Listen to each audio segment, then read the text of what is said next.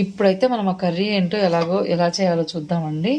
First అయితే మనం ఇప్పుడు ఆయిల్ వేసుకోవాలి.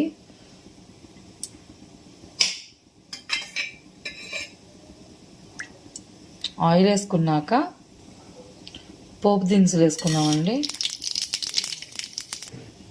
ఇప్పుడు ఎండుమిర్చి అండ్ పచ్చిమిరపకాయలు వేసుకుందామండి.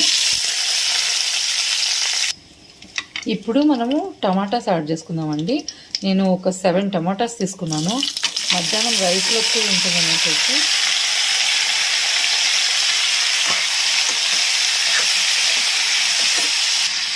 సాల్ట్ వేసుకున్నామండి.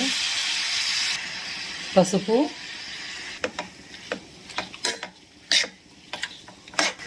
కరివేపాకు,